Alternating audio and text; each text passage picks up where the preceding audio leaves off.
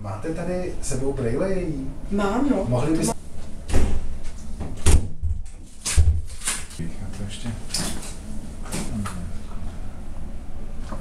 Víš ten prstík?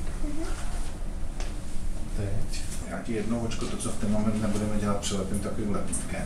A dám ti za víčko něco, co ti podrží to očko otevřené, aby ses nemusela bát, že mrkneš. A pak vidíš před sebou takový kužel, takový kus umělý hmoty bílý a k tomu já tě budu přibližovat. Když budeš asi 3-4 cm, takový kousek od toho kuželu, tak tam uvidíš zelený světlo. Já bych potřeboval do toho zeleného světla, aby si se dívala.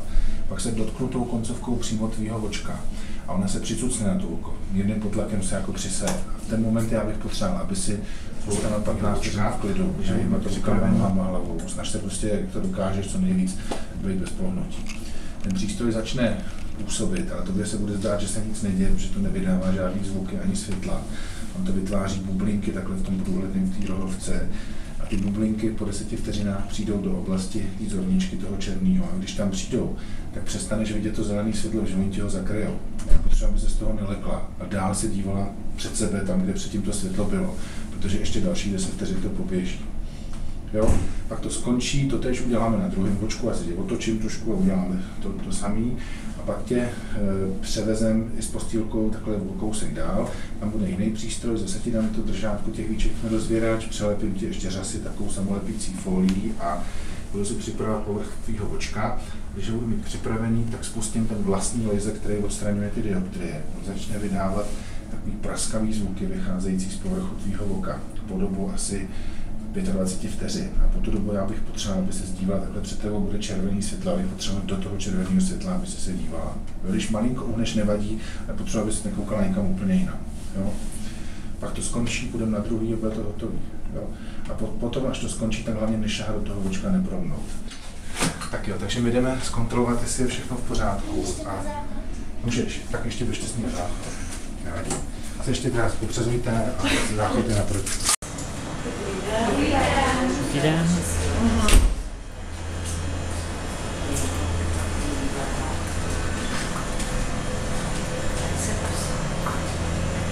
Vodečky si nechná. Lož se hlavou, aby se postavil do vodečku. Ještě pustit se pustit. Tak. Určitě dám toho zajíčka. Jak jim se nic neděje, až to bude důležité, tak ty řekne. Tak jenom přivážím, ale vlastně to budu přibližovat tady k tím.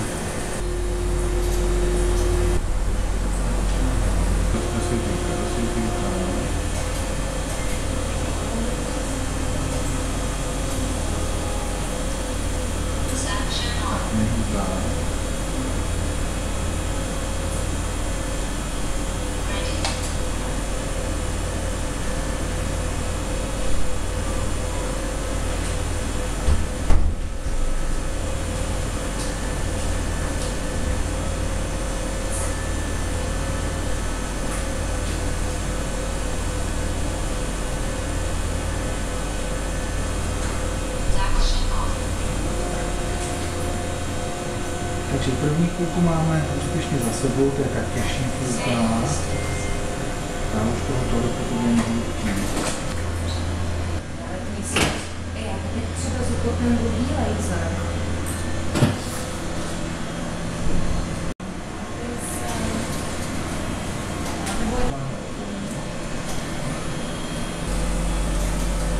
Začíná přímo ze světla. Jak se budete podívat, tak je to bude blízká.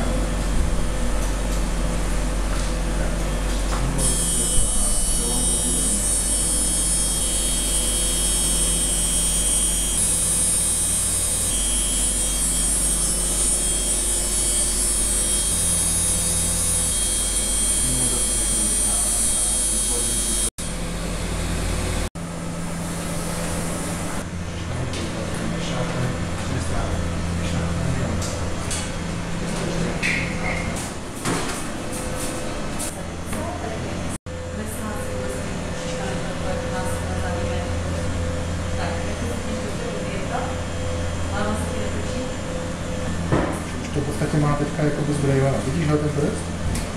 To vůbec nehodí takovou. Dobrý, tak jo. Super. A pokud byla takhle statečná, tak Tam dostaneš dárek a můžeš si vybrat, jestli chceš prasátko nebo krokodýla. Pečlivě vybírej. Tak, no, a zajít si necháme pro ostatní. Tak moc krát děkujeme. Nejzač. Můžu vám, že za 20 minut vás ještě zkontrolujou a další kontroly máte v Praze. Jo.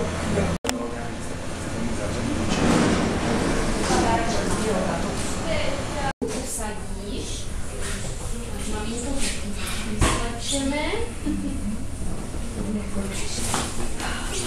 Dobrý den.